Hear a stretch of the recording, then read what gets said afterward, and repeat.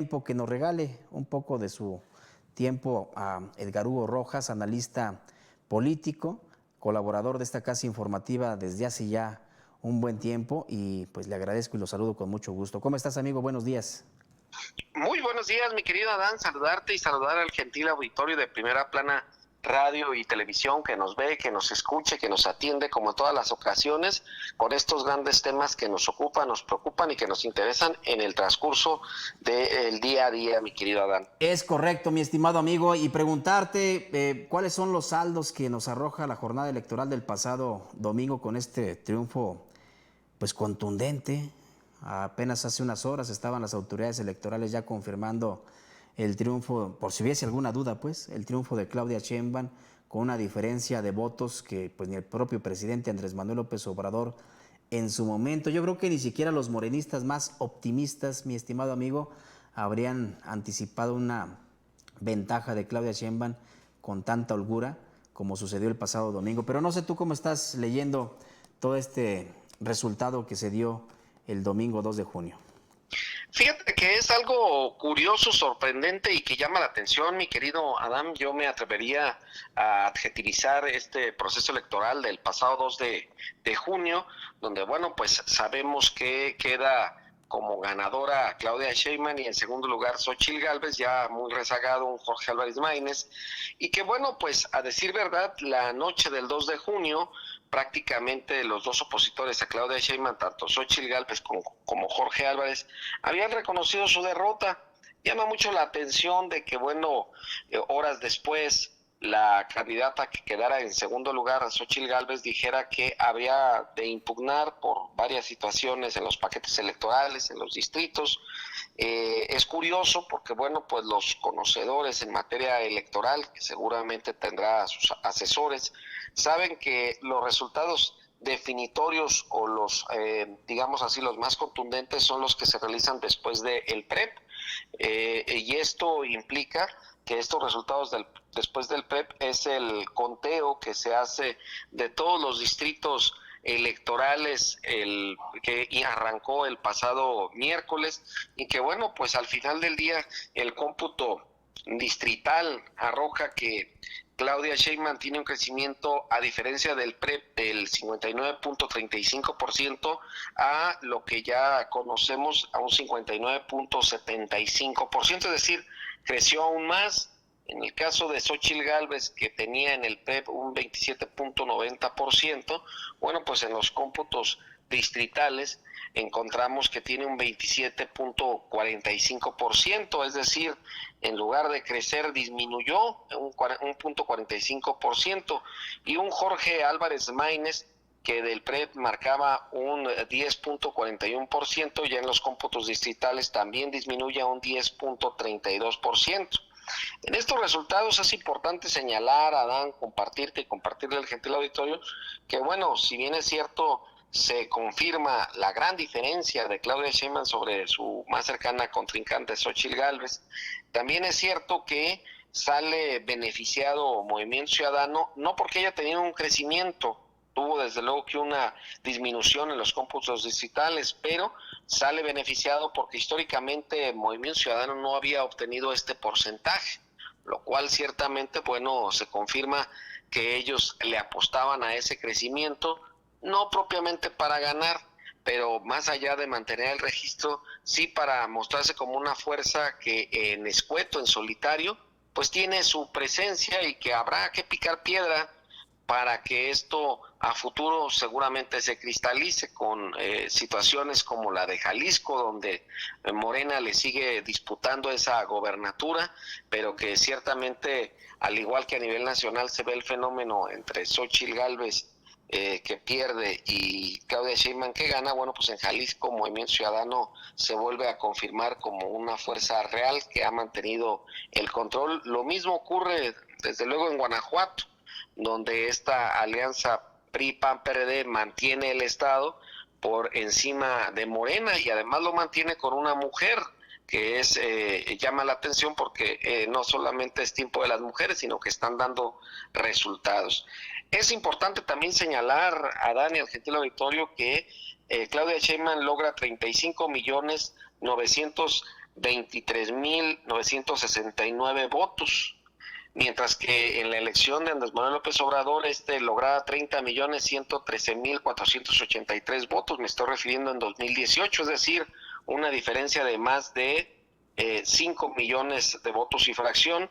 En la elección del 2012, donde llegara Enrique Peña Nieto, él solamente obtiene 19.158.592 votos. Y bueno, pues en la elección tan comentada de Felipe de Jesús Calderón Hinojosa, el michoacano, él obtiene 15.284.000 votos en el 2006. ¿Esto qué implica? Que bueno, ha venido creciendo la participación política electoral en nuestro país y que de esos 15.284.000 de aquel Felipe Calderón, que le gana de forma muy cerrada a Andrés Manuel López Obrador en 2006, y que hay un pequeño crecimiento en 2012 con el niño bonito que luego se hizo presidente Enrique Peña Nieto. Bueno, pues Andrés Manuel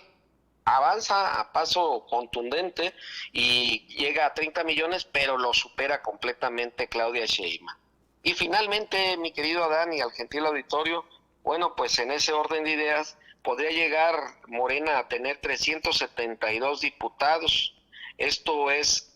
sorprendente y llama la atención porque no ocuparía absolutamente de nada ni de nadie para que las grandes reformas o el denominado Plan C caminara, como también ocurre una situación muy similar en el Senado de la República. Seguramente por eso es que ya arrancaron los procesos serios, contundentes y notables de la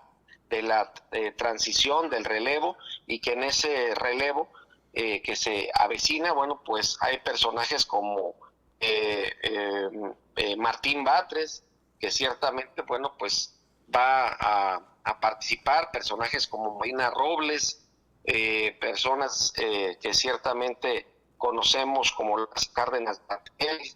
michoacano, y que todos ellos ya le están empezando a ayudar de la mano, desde luego, de Juan Ramón de la Fuente, que es el responsable de este comité, por así llamarlo, de transición o de entrega de recepción que se tendrá que dar entre Andrés Manuel López Obrador y Claudia Sheinbaum. Vienen muchas sorpresas, Adán y al gentil auditorio, hay que mantenernos expectantes, pero hoy por hoy podemos decir que Morena es contundentemente, junto con sus aliados, el ganador. No me gustó mucho la declaración que hiciera Noroña en la Cámara hace unos días, cuando les decía a la oposición que Morena llegó para no irse por décadas, porque tampoco es sano que del triunfo se haga completamente una situación ególatra. Recordemos que no hay triunfos para toda la vida y no hay derrotados para siempre, simple y sencillamente que la ciudadanía hoy le sigue confirmando el voto,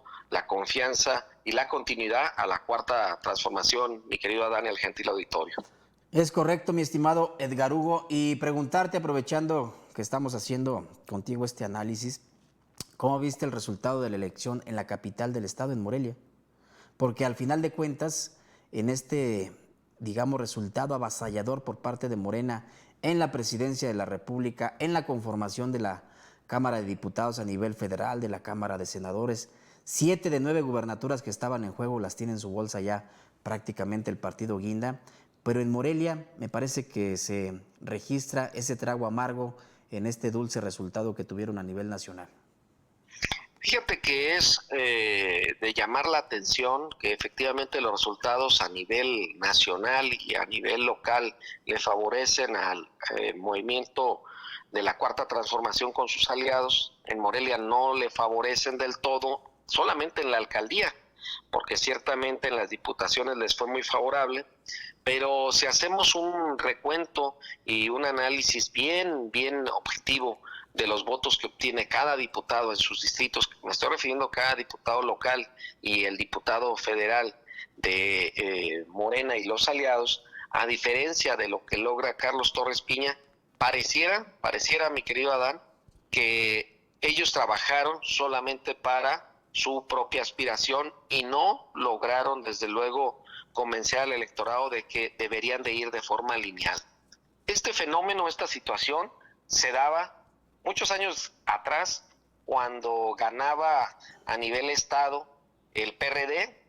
y donde se daba un voto bien diferenciado en la capital, donde ganaba el PRI con Fausto Vallejo Figueroa. Recordarás tú que en la época de Lázaro Cárdenas Battel, bueno, pues se arrasa propiamente el PRD, pero queda en la capital en esa elección Fausto Vallejo Figueroa. Situación similar se dio, desde luego, cuando Leonel Godoy Rangel, que también se vuelve a arrasar en la elección y queda en la capital Fausto Vallejo Figueroa.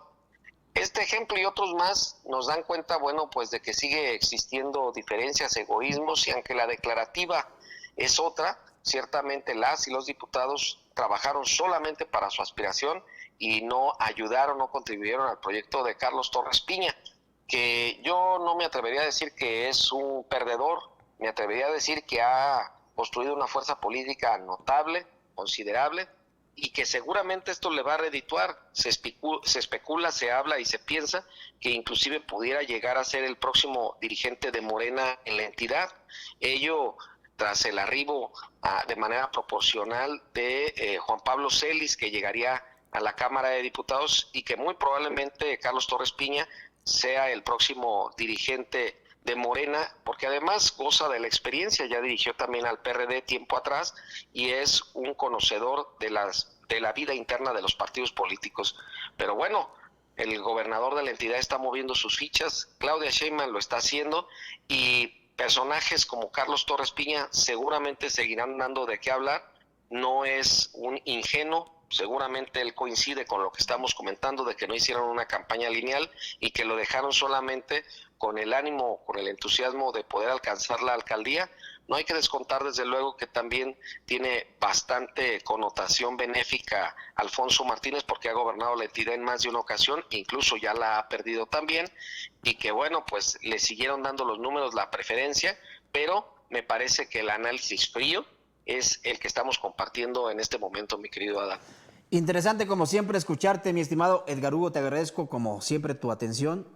y tu tiempo para que compartas con la audiencia y con nosotros tus puntos de vista sobre estos temas que son noticia. Y si te parece bien, nos estamos comunicando nuevamente el próximo viernes, amigo. Siempre con el gusto, mi querido Adán, de compartir contigo estos análisis con este estupendo auditorio de Primera Plana Radio y Televisión, y desde luego atentos y dispuestos con esta gran empresa que nos permite el uso de la voz en este momento de los viernes, de cierres de semana o en el momento que la ocasión lo amerite. Te envío un abrazo fuerte y bueno, pues hay que estar atentos, y además viene un fin de semana futbolero donde México se va a enfrentar a Brasil. Tristemente perdimos contra Uruguay, pero bueno, seguimos siendo bastantes aficionados y le tenemos confianza a la selección contra viento y marea, mi querido Adán. Es correcto, amigo. Muchas gracias nuevamente por tu atención. Abrazo fuerte, hasta pronto y saludos al gentil auditorio. Hasta luego, gracias. Vamos con esto a una nueva pausa. No le cambie, tenemos al regreso más noticias. Son las 8 de la mañana con 31 minutos.